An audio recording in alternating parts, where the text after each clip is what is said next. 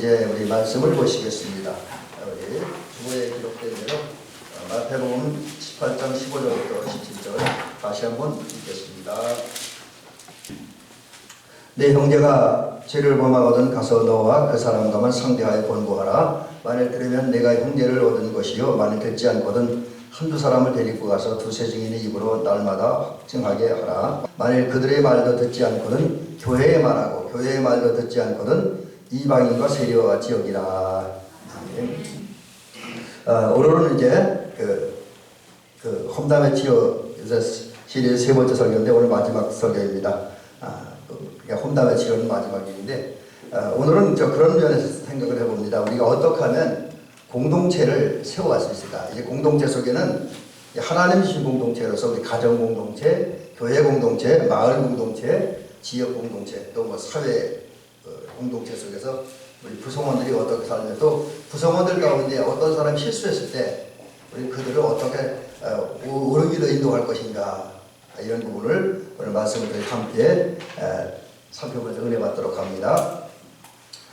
우리 예수 그리스도를 믿는 사람들은 이제 두 가지 신분이 있다고 그러죠. 그래서 제일 먼저는 대한국민입니다. 오늘 여기 나와서 예배드리는 분들 중에는 다 우리 대한민국 국민들만 있잖아요. 여기 모인 모든 분들은 이게 우리의 신분입니다. 또 하나의 우리 신분은 빌립보서 3장에서 말씀하신 것처럼 우리 하나님 나라의 백성이죠. 우리의 시민권은 하늘에 있으니까 자 이러한 우리들에게는 사명이 있습니다. 그 사명이 뭐냐? 두 가지를 얘기했었는데 하나님 대한민국 국민으로서의 사명이 있고요. 우리 그리스도인들에게는 하나님 나라 백성을 쓸 사명이 있습니다. 그래서 이 그림이 좀 링크가 애니메이션이라는 걸 미리 나오는데 우리는 하나님이 세운 공동체를 든든하게 세워가야 발전시켜가야 책임과 의무와 사명이 있습니다. 좀 더 구체적으로 얘기를 한다면 하나님이 우리에게 주신 공동체는 뭐냐? 또 하나님이 이 땅에 세우신 공동체는 뭐냐? 바로 제일 먼저 가정입니다. 가정. 그 다음에 교회. 이거 또 가정이 먼저냐 교회냐가 먼저냐 이러면 이제 이게 또 뭐 어떤 교리적이거나 신학적 논란의 대상이 될 수는 있습니다. 근데 실제로 성경에 보면 하나님께서 인류에게 주신 건 가정을 먼저 주셨지 교회를 먼저 주시지 않았습니다. 그런 면에서 우리가 우리 가정 공동체를 바르게 세워가야 돼, 든든하게 세워가야 됩니다. 그리고 또 하나는 이제 그 다음에 이제 교회 공동체, 우리 영적 제가 이제 제 표현을 하면 영적 신앙의 젖줄 이라고 이제 표현하는데 그런 우리 신앙의 젖줄인 교회를 우리 모든 그리스도인은 든든히 세워가고 성장시키고 발전시켜가야 할 책임이 있습니다. 뿐만 아니라 우리가 사는 마을, 우리 지역에 속한 여러 공동체가 있잖아요. 마을에는 같은 뭐 대동회가 있다든지 아니면 뭐 또 사회적인 뭐 어떤 바르게 살기 협의회라든지 뭐 아니면 제가 잠깐 몸담아 사역했던 지금은 그냥 흐지부지 없어져 버리고 말았지만 기아대책 본부라든지 아니면 뭐 우리 어떤 분들은 또 이제 요새 뭡니까 며칠 전에 총회했는데 갑자기 생각이 안 나네요. 월드비전 뭐 이런 단체들 있잖아요. 그 단체들을 든든히 세워 발전시켜가야 할 책임이 있습니다. 더불어 우리는 하나님 나라 백성이기 때문에 하나님 나라를 건설하고 확장해야 할 사명이 있습니다. 그래서 예수님께서 기도를 통해 가르쳐 주신 것처럼 하나님의 나라가 하늘에서 이루어진 것처럼 우리가 살고 이 땅에서 이루어지기를 기도해야 되고요. 또 너희는 먼저 그의 나라와 그의 의를 구하라고는 주의 말씀처럼 하나님의 나라가 실제 이 땅에서 이루어오는 것을 확장하는 것을 또 완성하는 것을 우리 삶의 목표 또 사명의 목표를 정하고 어떻게 하면 그 목표를 이룰 것인가를 기도하고 찾고 연구하고 그 다음에 그러다가 이제 이것이 하나님 나라 확장하는 도움이 되는 일이라고 한다면 그 일을 과감하게 아주 적극적으로 함으로써 하나님 나라를 확장하는 그 사명을 감당해야 될 줄로 믿습니다. 여러분 이 귀한 사명을 잘 감당하는 저와 여러분이 되어서 이제 마지막 때에 하나님 앞에 섰을 때에 그 심판대 앞에서 착하고 충성된 영화 라는 칭찬을 들으시기 바랍니다. 또 열국을 다스리는 권세를 얻고 하나님의 예비하신 잔치에 참여하는 큰 기쁨과 평화를 누리는 저와 여러분 되어주시기를 주의 이름으로 간절히 부탁을 드립니다. 모든 성도가 그럴 수 있다면 가장 좋은, 가장 바람직하고 가장 이상적인 거지요. 그런데 안타깝게도 우리 주변에는 많은 교인들, 제가 이제 교인이라고 하는 부정적인 의미를 쓰잖아요. 많은 교인들이 하나님의 공동체, 곧 하나님 나라라든지 또 아니면 가정 공동체, 교회 공동체를 세워가는 것이 아니라 어떤 분들은 오히려 무너뜨리는 분도 있습니다. 파괴하는 분도 있어요.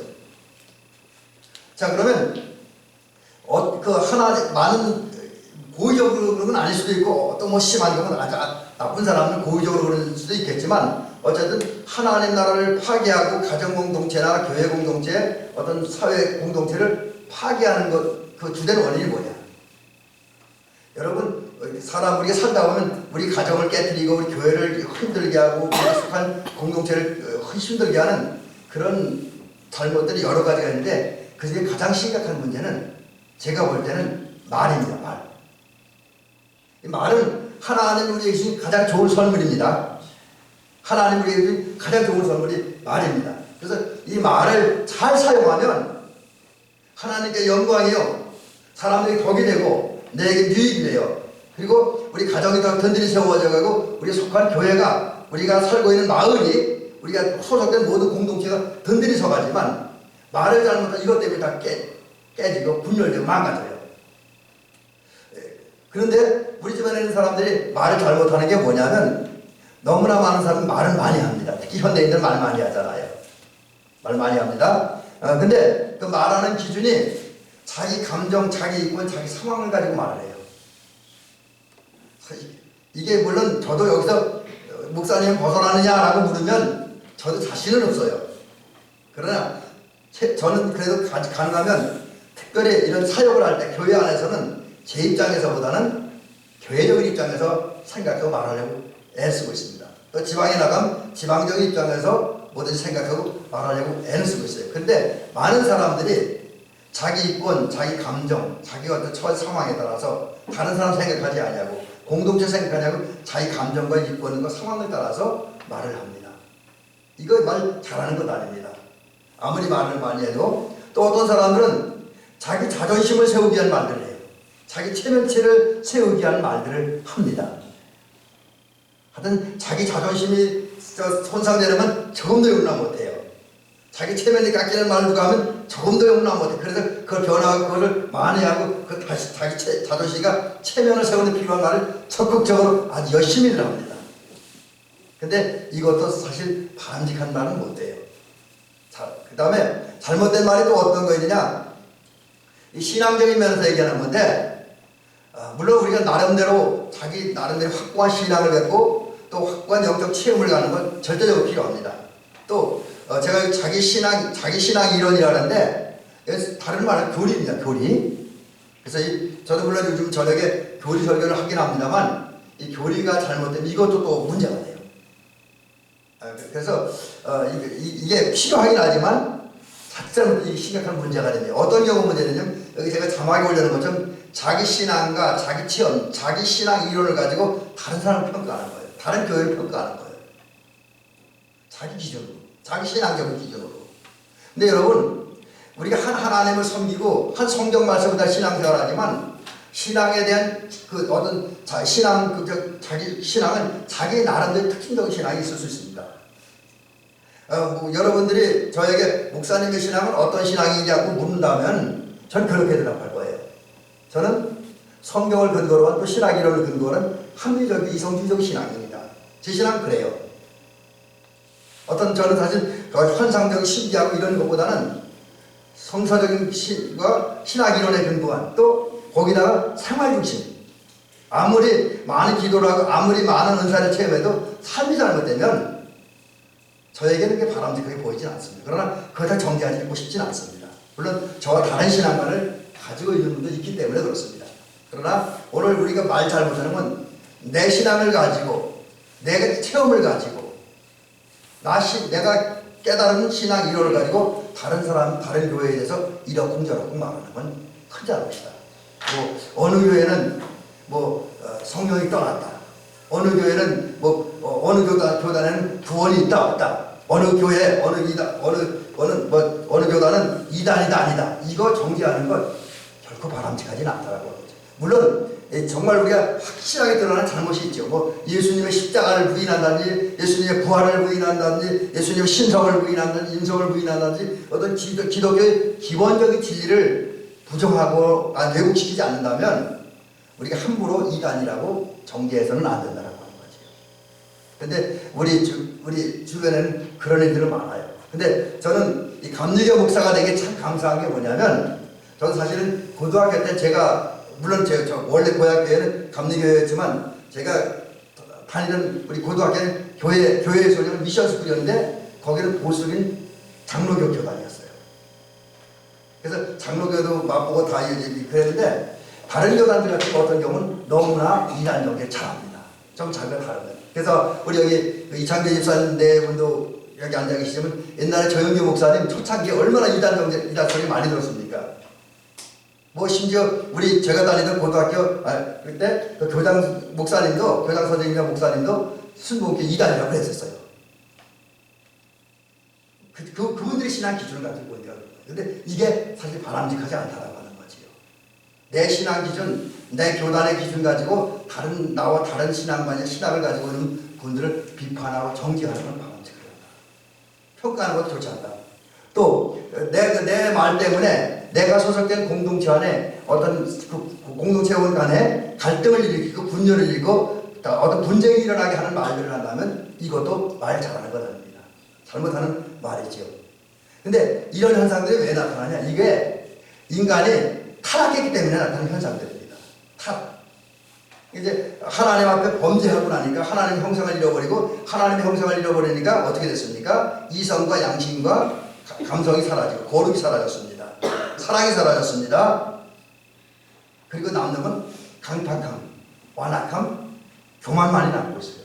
그런 사람들이 이제 다른 사람에 대해서 함부로 말해서 공동체를 깨뜨리는, 그리고 교회를 힘들게 하는, 심지어 하나님에 의해서 하나님이 역사하시고 예수 그리스도에 의해서 세상에 온 하나님 나라를 파괴하는 일들을 하고 있고, 교회를 힘들게 하는 일을 하고 있다라고 하는 거지요. 여러분, 그러면 이런 사람 특징은 어떠냐? 이제 이게 더 심각한 거예요. 사실 사람이 살다 보면 잘못을 할 수가 있습니다. 잘못을 할 수가 있어요. 실수하지 않은 사람이 과연 몇 사람이 되겠습니까? 예수님 빼놓고는 다 실수해요. 여러분, 그 위대하다고 하는 다윗을 몇 번이나 실수했잖아요. 그래서 그 구약 성서를 연구하고 특별히 이스라엘 역사를 연구하는 학자들은 그렇게 얘기합니다. 인간적으로 보면 다윗과 사울이 낫다는 거예요. 오히려 인간적으로는. 왜? 사울은 비록 다윗을 해치려고 그러긴 했지만 실제로 다윗처럼 못된 짓을 안 했잖아요. 다윗은 우리아의 바세바와 간음했고 그대를 감추고 우리아를 죽게 하잖아요.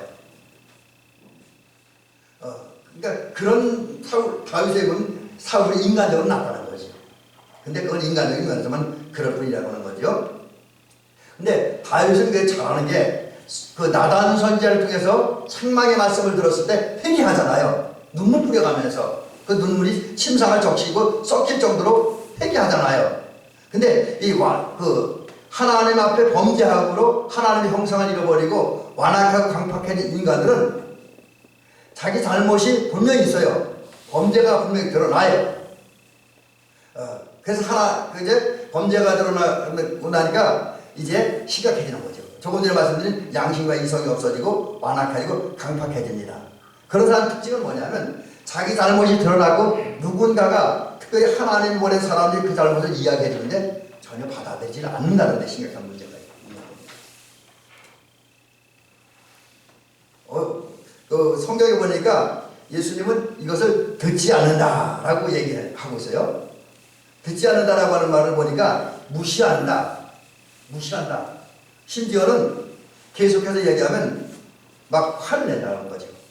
범죄가 분명히 드러났는데도 불구하고 무시하고 외면하고 화를 내요. 이게 완악하고 교만한 사람들의 잘못된 특성이다라고 이야기할 수 있습니다. 자, 그러면 이제 우리가 살다 보면 교회 안에 이런 사람들이 있을 수 있어요. 또 우리 가정 속에요, 우리 마을 속에도 이런 사람들이 있을 수 있는데, 우리 교회 밖에 사람은 놔두고요, 우리 교인들끼리, 우리 교회에서 교회 공동체를 해치고 다른 사람의 아픔을 상처를 준 사람을 그것도 한두 번에 끝난 게 아니라 반복해서 그런 일을 하는 사람들을 어떻게 치리해서 교회를 세워가고 가정을 세워가고 우리 속한 공동체를 든든히 세워가느냐 하는 거지요. 이제 여기는 몇 가지 단계를 나눌 수가 있는데, 자, 첫 번째는 오늘 본 본문에 보면 전전주와 연결하는 겁니다. 제일 처음에 예수님이 말씀하시기를 형제 중에 그 교회 안에 있는 어떤 믿음의 형제들 가운데 어떤 사람이 범죄하면 혼자 찾아가서 1대1로 만나 권고하라 그랬잖아요. 근데 그 권고를 받아들이면 괜찮은데 안 받아들일 때 어떻게 하느냐는 거죠. 안 받아들일 때 1대1로 찾아가서 권고했는데 안 받아들일 때, 무시할 때, 화를 낼 때 어떻게 하냐는 거죠. 그때 예수님께서 말씀하시면 만일 듣지 않거든 한두 사람을 데리고 가라 그랬습니다. 한두 사람을 데리고 가라. 그때는 혼자 가지 말고 두 번째 찾아가는데 한두 사람을 데리고 가라. 자기 말을 그 사람의 잘못을 들추어내고 그 사실을 또 진리를 같이 전달하던 한두 명의 증인들을 데리고 가라. 이유는 그 사람 공동으로 이렇게 가서 막 억누르고 억압해서 궁지로 몰아내려고 하는 것이 아니라 그 사람을 비판하고 정지하려고 하는 것이 아니라 어떻게든지 그 범죄하고 험담한 자가 그 권고하는 그또 증인 그 옆에 도와준 증인들의 말을 듣고 회개하기 위해서 한두 사람을 데리고 가는 거예요. 혼자 하는 것보다 이게 훨씬 더 효율적이기 때문에 한두 사람을 데리고 가라. 근데 여러분 여기에 또 중요한 게 있습니다. 한두 사람을 데리고 가서 아무나 데리고 가서는 안 된다는 거죠. 데리고 가야 할 사람이 따로 있습니다. 그걸 찾아보니까 그 웨슬리 목사님이 잘 얘기하더라고. 누굴 데리고 어떤 사람을 데리고 가야 되냐. 그분의 설교집에 보니까 이런 사람을 데리고 가래요. 권고하기 위해서 같이 동행하는 사람은 이런 사람이어야 된다는 거죠. 우선 그 성품이 중요하기 때문에 좋은 성품을 가진 사람, 권고자도 좋은 성품을 가져야 되지만 권고하기 위해서 다른 사람을 데리고 가는 따라가는 동행자도 좋은 성품을 가져야 된다. 근데 그 좋은 성품은 대개 5가지를 얘기합니다. 사랑의 사람이어야 된다. 하나님을 사랑하고 사람을 사랑한다. 그래서 권고를 하더라도 다른 사람 잘못을 지적해주고 올바른 길 인도하더라도 사랑의 마음으로 해야 된다. 비판의 마음으로 하면 안 된다는 거죠. 하나님과 사람을 사랑하는 사람이어야 된다. 그 다음에 겸비한 사람, 자기를 낮추는 사람, 겸손한 사람들 역시 똑같은. 그래서 겸비하고 겸손의 옷을 입어서 자기를 낮추고 다른 사람을 높이는 그것이 자연스럽게 나타나는 그런 사람을 함께 가라는 거지요. 그 다음에 마음이 온유한 따뜻한 사람. 절대로 그 실수한 사람, 잘못한 사람, 이런 사람을 이제 권고할 때 책망하거나 막 억누르거나 막 이렇게 나쁘게 이야기하고 화내지 않고 부드럽게, 따뜻하게, 친절하게 말할 수 있는 사람. 그 다음에 어느 한쪽에 그 영혼을 구원하고자 하는 마음과 그 사람을 사랑하고자 하는 그 마음의 조화를 이룬, 균형과 조화를 이룬 그런 사람을 데리고 와라. 이 온유라고 하는 말이 참 다양한 뜻이 있더라고요, 보니까. 그 다음에 인내하는 사람. 왜 인내가 필요하냐면 권고한다는 건 한 번에 되는 게 아니잖아요. 그래서 그 이제 자기 잘못을 깨닫고 회개할 때까지 이제 탐을 줄이는 그런 인내의 사람을 데리고 와야 된다. 그리고 그런 사람들과 가서 권고하는데 그 권고의 원칙이 뭐냐? 사랑으로 해야 된다는 거죠. 절대로 다른 사람을 미워하는 마음, 비록 실수했다고 해서, 비록 잘못했다고 해서, 비록 누굴 험담하고 우리 교회를 어지럽히고 가정을 어지럽혔다고 해서 막 미워하고 분노하고 정지하는 그런 마음을 해서는 안 된다는 거죠. 왜냐하면 그도 하나님의 사람이기 때문에 사랑의 마음을 가지고 해야 된다. 이게 정말 사랑의 마음을 가지고 권고할 때 우리의 권고는 부드럽게, 따뜻하게, 친절하게, 섬세하게 나타날 수 있다는 거지. 또 사랑의 마음을 가질 때 그 사람에게 가장 그 사람을 변화시키기에 가장 효율적이고 가장 지혜로운 방법으로 권고할 수 있다는 겁니다. 사랑을 할 때 또 사랑의 마음을 갖고 이제 권고할 때 깊은 대화, 진실한 대화를 할 수 있습니다. 사랑이 없으면 이 대화가 안 돼요. 그 다음에 이제 사랑을 가지고 대화할 때 효율적으로 했고 진실한 마음을 했기 때문에 또 섬겨주는 마음을 했기 때문에 그 권고를 받은 사람이 자기 잘못을 깨닫고 회개할 수 있다라고 하는 거지요. 그래서 회개에 이르게 되어진다라는 겁니다. 자, 그럼 이제 요거는 그냥 넘어가죠. 시간 많이 가니까. 자, 그 다음에 이제 이제 요거는 극단적인 경우인데, 이렇게 첫 번에 뭐 잘못해서 뭐 이제 험담을 했거나 교회로 이렇게 해서 찾아갔어. 1대1 찾아가서 안 들어. 그러니까 두세 사람의 증인과 함께 찾아가서 본거리도 안 들어. 그럴 때 세 번째는 어떻게 해야 되냐. 오늘 성경에 보면 주님이 계신 마지막 방법이에요. 이게 마지막 방법인데, 그 권고하는 원리가 뭐냐. 이 정도 되면 이미 큰 차를 볼 때 두 번이나 이제 권고를 외면했기 때문에 이 사람은 아주 완악과 강포와 교만이 그게 상태인 거예요. 정말 말할 수 없이 완악하고 교만하고 강팍한 사람입니다. 근데 이런 사람을 시기할 때는 어떻게 시기하고 권고해야 되냐. 자, 우선 계속된 권고에 기울이지 않고 흘려버리는 사람이기 때문에 이런 사람을 권고하려면 오늘 주님께서 제시하는 방법은 그 사랑의 마음을 교회의 마음, 교회의 마음. 이제는 1대1 간이 몇 사람과 되지 않는다는, 또 평신도끼리 얘기는 되지 않는다는 거죠. 그래서 교회의 마음. 이게 교회에 말하는 것이 예수님께서 잘못한 사람, 죄진 사람, 험담한 사람을 권고하고 회개시키기 위한 마지막 단계입니다. 이 이상 또 다른 단계는 없어요. 주님의 제시한 방법에 의하면. 그래서 교회에 말해야 된다. 그러므로 우리는 이 원리를 꼭 지켜야 돼요. 나 혼자 해서 안 되고, 내 주변에는 믿음의 동역자들 가서 보는 건데 안 돼. 그럴 반드시 그 강팍한 자, 완악한 자의 허물과 실수, 그들이 잘못해서 교회를 흩어뜨리고 분열시키고 깨뜨리고 무너뜨리고 가정을 깨뜨리고 저 사람 인간관계를 깨뜨리던 그런 허물과 실상을 교회에 말해야 된다는 거죠. 자, 그러면 여기서 예수님이 말씀하신 교회는 뭐냐? 교회는, 여기서 말씀한 교회는 이게 사실 오해하기가 쉽습니다. 왜냐하면 교회에 말하라고 하는 것은 이 말을 그대로 문자 그대로 받아들이면 교회는 모든 성도에게 말하는 것처럼 들릴 수가 있습니다. 그렇죠? 이거는 예수님께서 처음에 그 범죄한 형제의 잘못을 권고할 때 제시한 방법하고는 그 마음은 전혀 다르지. 처음에 조용히 하라는데 여기서 공개하라고? 그건 주님의 원칙과 맞지 않아요. 자, 그렇다고 한다면 예수님께서 말씀하신 교회는 뭡니까? 주님은 교회 말하라고 해서 그 범죄한 사람의 잘못을 모든 성도에게 드러나라는 거 아니에요. 여기서 여기 본문이 말하는 교회는 교회에 소속된 모든 성도를 말하는 게 아니라는 거지요. 또 그 모든 성도에게 어느 사람의 잘못과 실수를 공개하라는 말도 아닙니다. 자, 그러면 교회에 말하라. 이게 무슨 의미겠냐면 이것을 이제 많은 성서학자들이나 특별히 예수의 목사님은 정의하기를 그렇게 얘기합니다. 교회 목회자에게 말하라. 왜? 목회자가 은밀하게 말씀을 근거로 시기할 수 있으니까. 여러분, 목회자가 왜 그럼 목회자에게 말하라고 권고하십니까?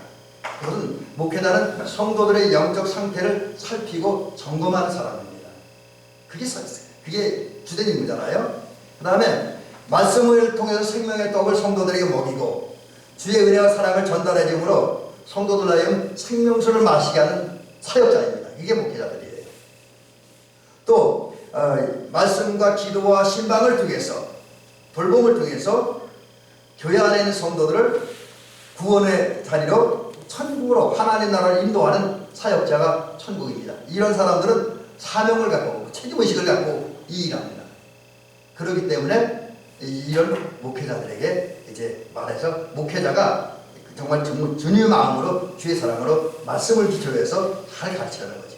근데 역시 목회자들도 분노하는 거나 교만하거나 어떤 비판하는 그런 마음으로가 아니라 정말 그 영혼을 사랑하는 마음으로, 그 영혼을 구원하고자 하는 마음으로, 그 영혼을 하나님 나라에 들어가게 하려고 하는 그 마음을 가지고 그 잘못한 부분을 지적해주고 올바른 길로 가도록 설득을 해야 된다는 거죠.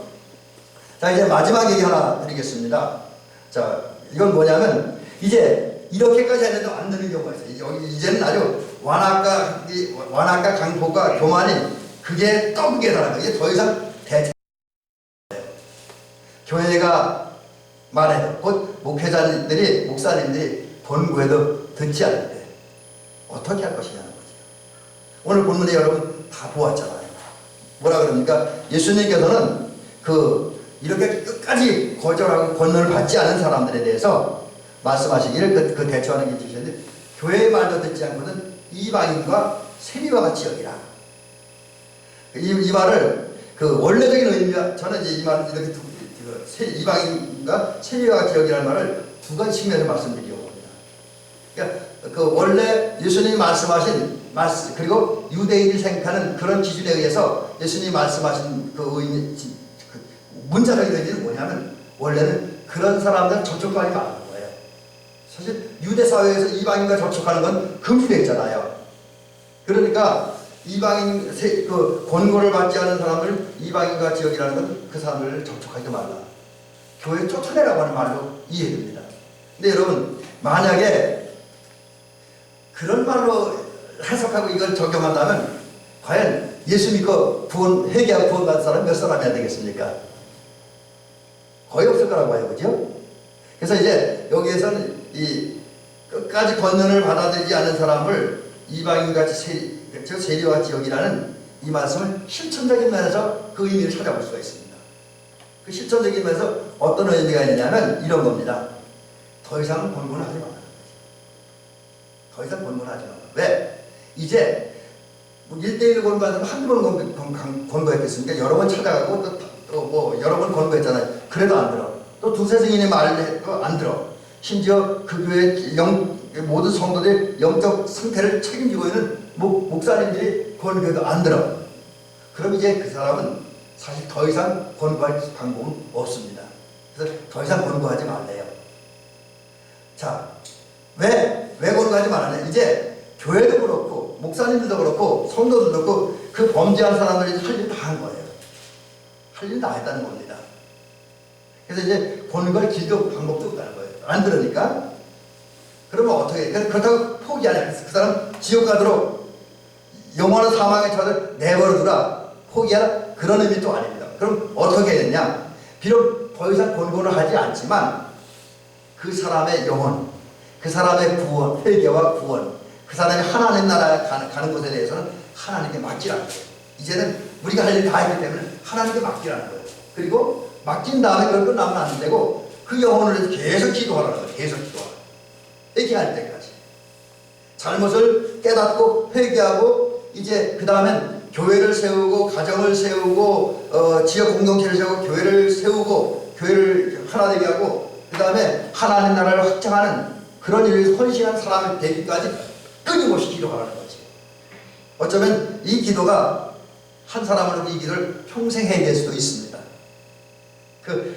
어릴 때 우리 고등학교 목사님한테 들은 얘기인데 어떤 목사님은 하나님 앞에 서원했대요. 자기 아들도 주의적으로 바치겠다고. 근데 여러분, 가끔가다 그 얘기인데 우리 권사님들 은혜 받았다고 손자들 목사 만들겠다고 서원하지 마세요. 그거는 그들이 알아서 할 일입니다. 우리 친구들도 보면 그것 때문에 고민해서 신학교에 오기는 어떻게 왔어요. 근데 수고도 목회하다가 결국 목회 안 하고 그냥 4년 동안 신학하는 시간만 낭비한 친구 꽤 많아요. 그래서 물론 서울에 대한 건 어쩔 수 없는 상황에 또 서울 해야 되는 물론 있습니다.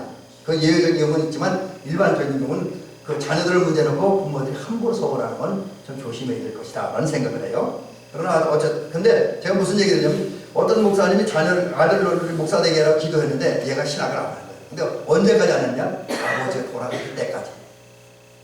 근데 이 목사님이 그렇게 계속 기도를 했는데 어느 날 아버지 돌아가시다 이 아들이 드디어 내가 할 일이 무엇인가 자기 사명을 깨닫고 뒤늦게 신학을 하고 목회를 했다고 합니다. 제가 무슨 얘기를 하냐면 우리가 범죄한 사람, 험담한 사람, 그래서 교회를 무너뜨리고 가정을 무너뜨리고 하나님 나라를 파괴하는 이런 사람들의 권고에도 안 들어요. 그럴 때 우리가 그 영혼을 하나님께 맡겨 끊임없이 기도하다 보면 어떤 때는 우리가 하늘나라에 간 다음에라도 그 영혼이 변하는 가능성이 얼마든지 있다라고 하는 거죠. 그렇기 때문에 우리는 끝까지 하나님께 맡겨놓고 기도해야 한다. 그 다음에 마지막 얘기, 오늘 얘기의 마지막 얘기인데 여러분, 우리 사실은 잘못했으면 하고 우리가 끊임없이 권면해도 안 들으면 밉지요, 얄밉지요, 그죠? 얼마나 밉습니까? 얼마나 얄밉습니까? 그전에 온양사 목회할 때 그 학생들, 지금 이제 그 친구 중에 하나가 목사님 돼서 아마 조만간에 우리 집에 한번 올 거예요. 근데 지금 단양에서 이제 목회 시작했는데 그 녀석들이 그 토요일날 교회를 맨날 낙심한 거예요. 토요일 예배 드리고 올 시간에.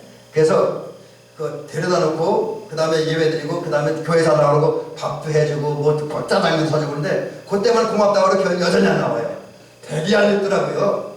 근데 지금 생각해보면 그럴 일이 아니었는데 그때 저도 이런 부분에 대해서 기도도 좀 부족했고 또 열심히 지금처럼 많은 그 책을 보거나 공부한 지도 전이기 때문에 그 정도 경지까지 가지 못했던 그런 것이 좀 아쉬움이 있어요. 근데 다행히 그 친구들이 예수 믿었고 한 분은 사모님이 됐고 한 분은 목사님이 돼서 지금 단양에서 사역을 잘하는 걸 볼 때 참 감사하죠. 자, 제가 무슨 얘기 하려면 여러분 우리가 권면해도 기도해도 쉽게 돌아오지 않으면 얄밉고 미운 건 사실이에요. 그러나 그래도 미워하면 안 됩니다. 비판하면 안 돼요. 정죄하면 안 됩니다. 거칠게 대하면 안 됩니다.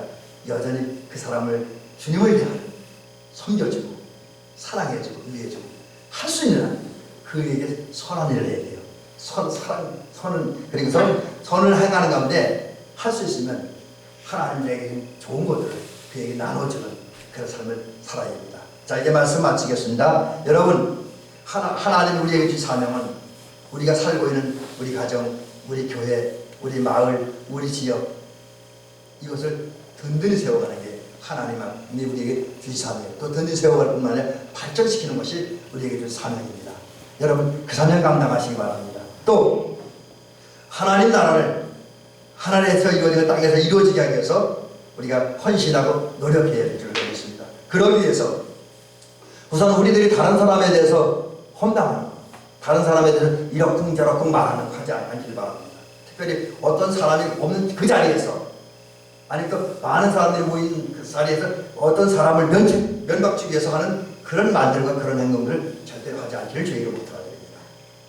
만약에 우리 주변에 그런 사람들이 있다고 한다면 조용히 찾아가서 권고하고 그래도 안 되면 우리 교회 내에는 정말로 좋은 성품을 가진 사람 한두 명을 데려가 두세 중에 입을 모아서 이제 친절하게 온유하게 권고하고 그래도 안 되면 교회에서 권고하고 그래도 안 되면 그냥 이제 더 이상 권고하는 걸 포기하고 이제 그냥 우리가 그 영혼을 하나님께 맡기고 끊임없이 기도하며 그 영혼에까지 선을 행함으로써 우리 주변 사람들이 다 회개하고 예수 믿게 하고 그 결과 하나님 나라를 확장하고 우리 가정 공동체를 든든히 세우며 교회 공동체, 마을 공동체를 든든히 세워감으로 우리의 사명을 완수하는 저와 여러분들 되시기를 주의 이름으로 축원합니다.